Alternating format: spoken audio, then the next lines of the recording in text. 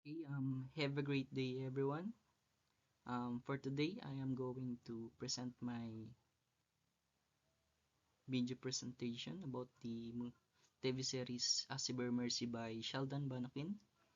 Um, A Severe Mercy is an autobiographical book by Sheldon Banakin, relating the author's relationship with his wife, their friendship with C.S. Lewis, um, it is conversion to Christianity, and subsequent tragedy. It was first published in 1977. A Severe Mercy is undoubtedly Banakin's best known and most successful book. This movie is won a gold medallion award from the Evangelical Christian Publisher Association in 1977. A Severe Mercy is actually a heartrending love story described by its author as the spiritual autobiography of a love rather than of lovers, about the author's marriage and search for faith. And Banakin chronicles the birth of a powerful pagan love born out the relationship he shares with his wife, Davy, and describe the growth of their relationship and the dreams that they share to each other. A beloved, profoundly moving account of the author's marriage, the couple's search for faith and friendship with C.S. Lewis, and the spiritual strength that sustained Banakin right after his wife's untimely death. Replete with 18 letters from C.S. Lewis, A Severe Mercy addresses some of the universal questions that surround faith, the existence of God, and the reasons behind the tragedy. Okay, let us start knowing its character. Ayan. These are the books of A Severe Mercy by Sheldon Banakin. A Severe Mercy is the autobiographical story of the author and the love of his wife. Um, Here they are. They are the picture of Sheldon and Jean Davis. Okay, let us now start knowing their character. We have first Sheldon Monakin. This person struggled with the religious beliefs, and his nickname in the TV series is Van. We have Jean Davis, named in a TV series Davy. Um, he offered up their life for the betterment of others. Ayan. Yung kanilang rule in a TV series. Next, we have the others. Um, we have Lewis. It exchanged the letters with other characters to help them develop faith in God. We have Holian. This person was a Christian student at Oxford. And we have Jane. His character became the personification of the breach of the shining barrier. Um, we have Gypsy, here the dog. Flory, this character was a dog and, excuse me, that had a poem written about him. Next, we have Shirley Roser. A person was a physics professor. We have Bill Hill. Um, this person lived richly and taught at Lynchburg College. Um, we have Rector Wood. This person was an Anglican at Oxford. Charles Williams. He was a Christian writer who wrote about the idea of a holy exchange arranged between God. Ayan. Okay, let's start with the summary of the TV series. Um,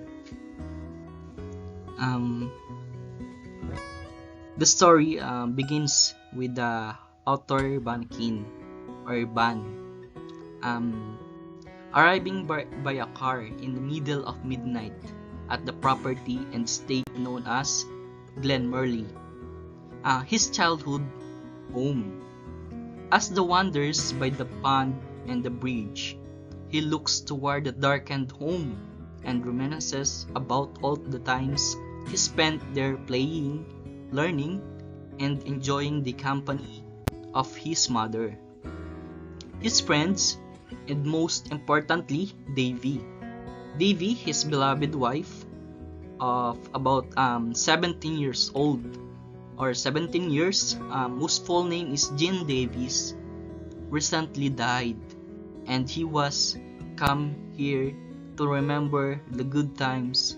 After a short while, he returns to his car and drives away. After this, the rest of the narrative in this story shifts back to the start of Vance and Davy's relationship. They met at the photography studio in the local department store when Van is home on a college break, and end up on a group date later the same night, where they become engrossed in conversation as they discover a host of shared loves, interests, and desires, and shortly afterward begin courting. Van actually court Davy.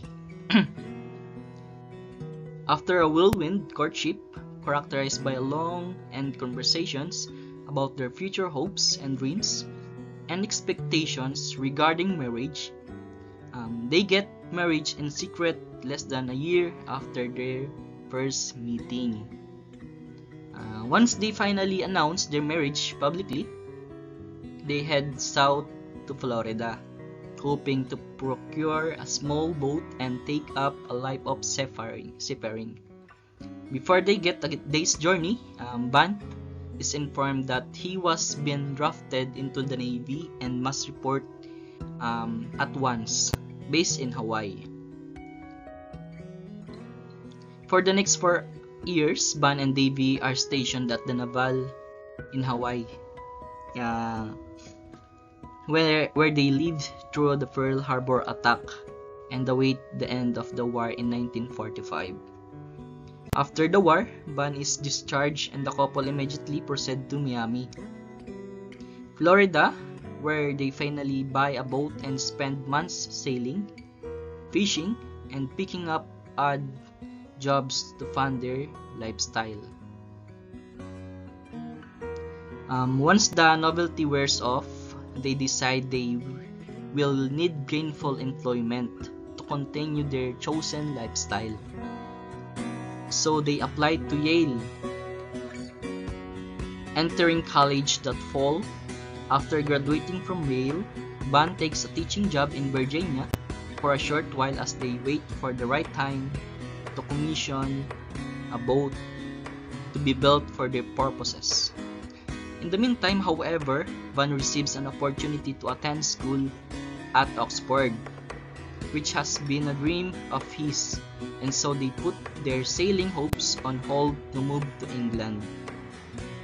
While in Oxford, Van and Davy first encounter and befriend loving, devoted Christians friends who lead them to reevaluate their opinions, and preconceive who lead them to reevaluate their opinions and sib about Christians. Yan.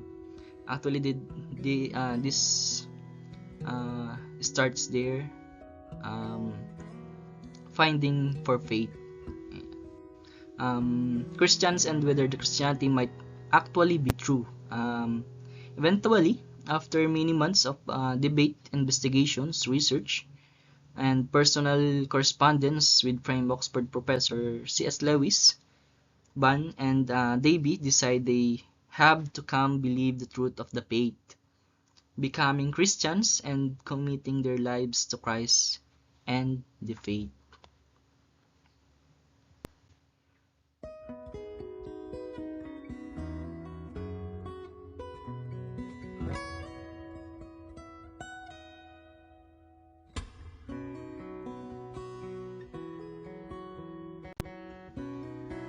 Their time in Oxford is treasured, but they realize it will soon end. So Ban procures a position teaching English and literature at Lynchburg College in Virginia. Having experienced such high culture and the devoted community of the believers are quickly disappointed by the lack of zeal and widespread apathy they encounter in their new hometown. Very quickly, a new community of curious students form as they open their home to those who seek guidance and answers to the questions in their lives. Not long after arriving, however, Davy discovers that she is beginning to fall ill, and doctors soon discover that she has contracted a fatal illness from a virus that has already started to attack her liver. Ayan. While Davy experiences a reprieve from the ravages for her illness for about a year, eventually she succumbs to the virus and dies in Ban's arm. This may look for Ban's sadness. After a short period of suffering, in the wake of Davy's death, Ban has struggled to continue to find meaning in the world, and he is helped again by his longtime friendship with Lewis, with whom he often corresponds about his experience of loss, grief, and the pain of trying to move past his heart and heal. In an attempt to make sense of Davy's death, his heart and heal, he embarks on a mission he dubs the Illumination of the Past, where he reviews their entire history together through his memory, the letters and poems she wrote, and even in his paintings she left behind. This exercise forms the book's basis, though it would not be put into print for about a decade. As Ban struggles through the passing months and years, he eventually sees the truth and what Lewis said about Davy's death. Lewis had written to Ban and called Davy's death a severe mercy for them both, and as Bans begin to heal and find continued meaning in life and remember his wife, he sees the whole picture of their life and love together. Ayan. Davy's death proved that the whole picture of their life and love are, in the end, their greatest act of love for him or for each other, as they offered up her life in peace and love. And Ban left behind continues to understand the presence of beloved even after death, looking forward to the time that they would be reunited once again in the life to come. And that's all the summary ending. The movie TV series Severe Mercy, actually named by his friend C.S. Lewis, and that all about his tragedy and experience sadness with his loving wife, Davy. That's all its end, and let's start with the our quotations for today. We have here as family is not important thing, it's everything. It means that family is all we have in all struggles, challenges, in all the pain, in all of overall.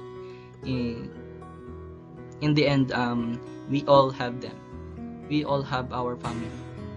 And next, we have being a part of this family means you will love and be loved for the rest of your life. Yeah, what a good quotation for a family. It's all means that family is our everything, and family is At the end, we all need to love and be loved by our family, and no other than but family will love us and will be loved. That's all for today. That's all. It's end my TV series presentation by um, Sheldon Banakin, and thank you. Thank you, everyone.